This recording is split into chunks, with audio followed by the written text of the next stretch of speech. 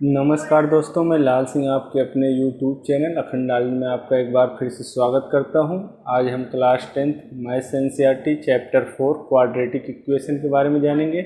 हम एक्सरसाइज करने से पहले इस चैप्टर के बेसिक टर्मिनोलॉजी को समझते हैं।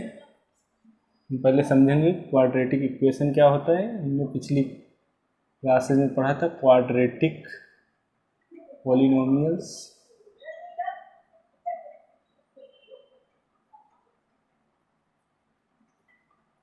क्वाड्रेटिक पॉलिनोमियल्स क्या होता है? ये हमारा क्या अलजेब्रिक एक्सप्रेशन होता है जिसमें वेरिएबल्स की मैक्सिमम पावर 2 होती है। ये हम इसका स्टैंडर्ड फॉर्म लिख सकते हैं x² + bx + c। ये हमारा क्या है? क्वाड्रेटिक पॉलिनोमियल्स है। और इसमें a, b एंड c ये सब क्या है? रियल नंबर्स हैं, और यहाँ पे a = नॉट 0। अगर a = 0 हो जाएगा तो हमारा क्या हो जाएगा? bx + c के फॉर्म में। ये हमारा लीनियर हो जाएगा, लीनियर पॉलिनोमियल। ठीक, अगर हम क्वाड्रेटिक पॉलिनोमियल की = 0 लिख दें तो हमारा पॉलिनोमियल ना होके हमारा एक क्वाड्रेटिक इक्वेशन बन जाता है। Quadratic equation. ठीक, यहाँ पे यही होगा, a b c real number होंगे, a = नॉट 0 तो यहाँ पे हो जाएगा लीनियर इक्वेशन।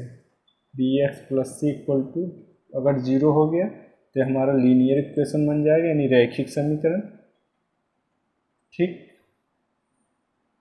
यही हमारा हो गया क्वाड्रेटिक इक्वेशन। हम इसकी फर्स्ट एक्सरसाइज करते हैं, एक्सरसाइज 4.1। पहले क्वेश्चन की तरफ बढ़ते हैं। ये कह रहा है check whether the followings are quadratic equation. यहाँ पे चेक करना है कि हमारा एक क्वाड्रेटिक इक्वेशन है या नहीं। पहले क्वेश्चन की तरफ बढ़ते हैं। x + 1 का whole square is equal to 2x - 3। हम a + b का होल स्क्वायर जानते ही हैं। a + b का whole square is equal to a² + b² + 2ab। इसी से इसको कर लेंगे, यानी x², 1 का स्क्वायर 1, 2ab यानी 2x, इसका अंदर मल्टीप्लाई 2x - 6 x² + 1, इसको इधर लाएंगे -2x + 6 = 0 हो जाएगा। ये कट जाएगा प्लस माइनस, और ये हमारा x² + 7 = 0। ठीक, ये x² + bx + c = 0 के फॉर्म में है। तो यहाँ पे हम लिख देंगे hence the given equation is quadratic equation because ax² + bx + c के फॉर्म में। हम इसको ऐसे भी लिख सकते हैं, x + 0x + 7 = 0। ठीक, यही हमें चेक करना है। अगर हमारा इक्वेशन ax² + bx + c = 0 के फॉर्म में है तो हमारा एक क्वाड्रेटिक इक्वेशन होगा। हम पहले के नेक्स्ट क्वेश्चन यानी 6वें क्वेश्चन की तरफ बढ़ते हैं, और क्वेश्चन को आप लोग इसी तरीके से चेक कर लीजिएगा। हमारा 6वां क्वेश्चन है x³ - 4x² - x + 1 is equal to x - 2 का whole cube. x³ - 4x² - x + 1, तो x - 2 यानी a - b का होल क्यूब आप लोग जानते ही हैं, वो होता है a³ - b³ - 3ab ब्रैकेट में a - b। ठीक, ऐसे इसको कर लेंगे, यानी x का क्यूब 2 का क्यूब हो जाएगा -8 - 3, या इसको ऐसे पूरा सिंप्लीफाई कर दें 3a² + 3ab²। जब इसको करेंगे x³ -8 - 3a²b यानी हो जाएगा 3 और 2a²। इसको मैं डायरेक्ट लिख दे रहा हूँ 6x² + 3ab² 3a यानी 3x यानी 6 b² यानी 2 दूना 4 3 12x। ठीक है, हो गया। अब इसको हम सिंप्लीफाई कर ले रहे हैं, इसको इधर लाते हैं। x³ -x³ 4x² तो इधर 6 है, इधर आएगा +6x² -x प्लस है तो -12x +1 +8 = 0। जब हम इसको सिंप्लीफाई करेंगे तो हमारा आ जाएगा 8 से कट गया 2x² 13x +9 = 0। ये हमारा ax² + bx + c = 0 के फॉर्म में, तो यहाँ पे लिख देंगे hence the given equation is a quadratic equation. हमारा पहला क्वेश्चन कंप्लीट हुआ। हम इसके दूसरे क्वेश्चन की तरफ बढ़ते हैं, 4.1 एक्सरसाइज की।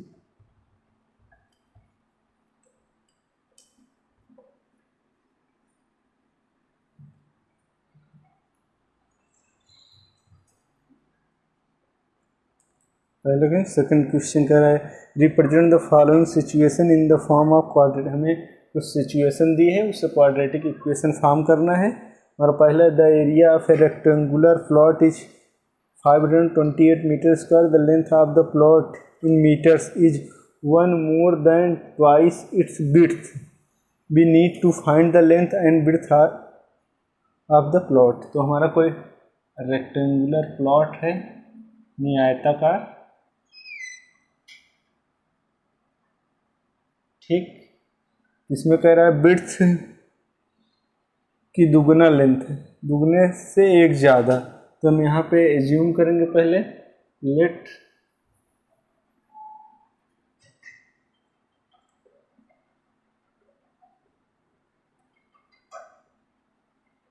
The width of plot is equal to x meter and length of plot is equal to, इसके बिट्स से के दुगने से एक ज़्यादा है, यानी 2x + 1। कितना है 2x + 1, और ये x मीटर है, ठीक। ये भी मीटर में हो गया, हमारा बिट्स भी हो गया। अब इसका क्या कह रहा है कि इसका एरिया, तो हमें पता है area of rectangle is equal to हमारा लेंथ इंटू विड्थ होता है, नहीं हमारा ये x है, ये हमारा 2x + 1 है, ठीक। यानी रेक्टेंगुलर, तो यहाँ पे हम लिख देंगे कितना x 2x + 1 length and width equal to कितना दिया है 1528। इसको मल्टीप्लाई कर लेंगे 2x² + x 528, इसको इधर लाएंगे ax - 528 = 0। हमारा क्वाड्रेटिक इक्वेशन फॉर्म हो गया, ठीक। यही करना था बस। यानी हमारा क्या कर रहा है, हमारी लेंथ विड्थ के दुगने से एक ज़्यादा है, तो हमारी विड्थ हो गई, हमारी लेंथ हो गई। हमें पता है एरिया ऑफ रेक्टेंगल होता है length into width, length width width length, फिर इतना हो गया और ये आ गया। हम इसके नेक्स्ट क्वेश्चन पे बढ़ते हैं, question number 2।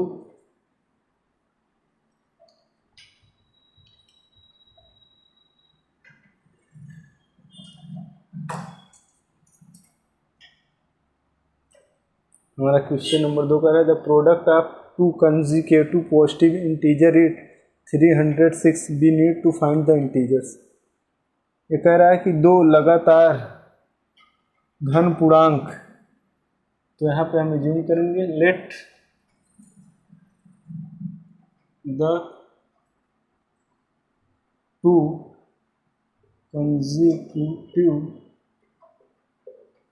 Positive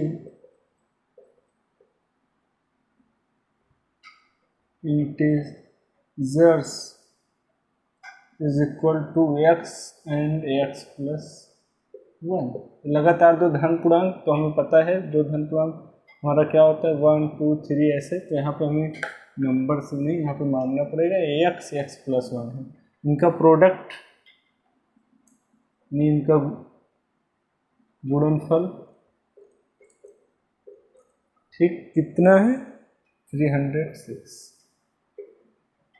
x square plus x equal to 6, x square plus x 6 equal to 0।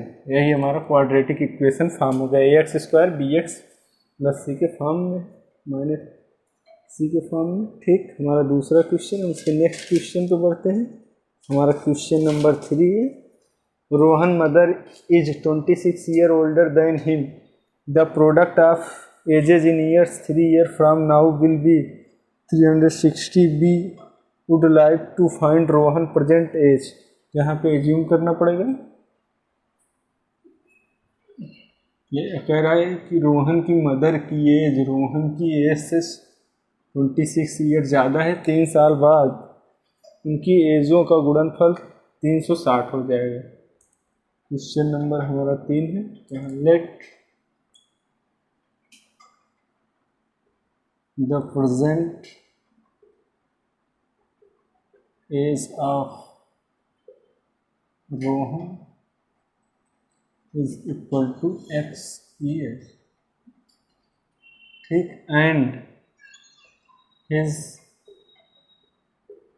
Mother's is equal to, उससे 26 ईयर ज़्यादा है, एक्स प्लस 26 ईयर्स, 3 साल बाद 360 हो जाएगी। तो आफ्टर 3 ईयर्स रोहन की एज कितनी हो जाएगी, रोहन से एज हो जाएगी x plus 3 and his mother's age x plus 26 plus 3 यानी एक्स प्लस 29। ठीक, अब क्या कह रहा है 3 साल बाद जो का गुणनफल कितना हो जाएगा 360, यानी एक्स प्लस 3 रोहन की एज और उसकी माँ की age x plus 29 equal to 360। आप लोग इसको मल्टीप्लाई कर लीजिएगा, ये आएगा x square plus 22x minus 273 equal to 0। है हमारा क्वाड्रेटिक इक्वेशन फॉर्म हो गया, यही फॉर्म करना था। हम इस यूनिट का लास्ट क्वेश्चन करते हैं, question number 4।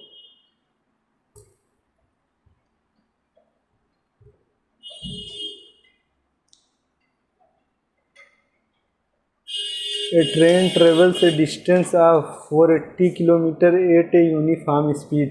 If the speed has been 8 km per hour less than it would have taken 3 hours more to cover the same distance, we need to find the speed of the train। ये कह रहा है कोई speed एक समान चाल से कोई ट्रेन 480 किलोमीटर दूरी तय करती है, यदि इसकी स्पीड को 8 किलोमीटर कम कर दिया जाता है तो यह 3 घंटा ज़्यादा समय लेती है। ठीक, तो यहाँ पे जूम करेंगे the speed of train is equal to,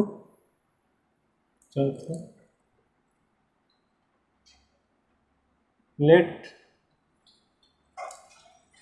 the speed of train is equal to x kilometer per hour. ठीक, और टाइम टेकन टू ट्रेवल, तो ये 480 किलोमीटर दूरी तय कर रही है यूनिफॉर्म स्पीड से। Time taken to travel 480 kilometer is equal to, हमें पता है स्पीड इक्वल टू होता है डिस्टेंस अपॉन टाइम, अपॉन में टाइम। हमें टाइम निकालना है तो स्पीड नीचे आ जाएगा, तो हमारा डिस्टेंस कितना है 480 इंटू एक्स। ठीक, स्पीड यहाँ पे हमारा टाइम निकल गया हावर्स में। ठीक, ये हमारी पहली कंडीशन है। दूसरी कंडीशन क्या कह रहा है, यदि यह 8 किलोमीटर कम, तो यहाँ पे second condition, from second condition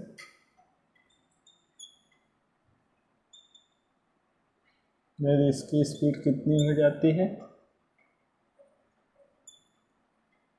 speed हो जाती है हमारा कितना है, x-8 kilometer per hour, then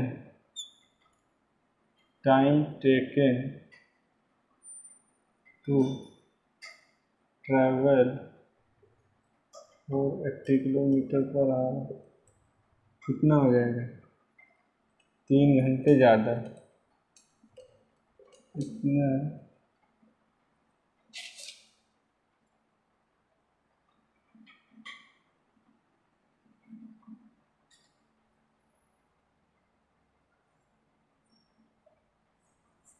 तो क्या बोलते हैं, 480 किलोमीटर दूरी तय करने में इतना समय ले रहा था, अब 3 घंटे ज़्यादा समय ले रहा है। ठीक, तो हम जानते हैं डिस्टेंस इक्वल टू होता है स्पीड एंड टाइम। हमारा डिस्टेंस तो वही 480, स्पीड हमारा कितनी हो गई, x-8, हमारा समय जो यहाँ पे इतना ले रहा था, अब इतना ज़्यादा हो गया, 480/x+3। जब इसको सॉल्व करेंगे तो हमारा आ जाएगा, यहाँ पे लिख देता हूँ, हमारा आ जाएगा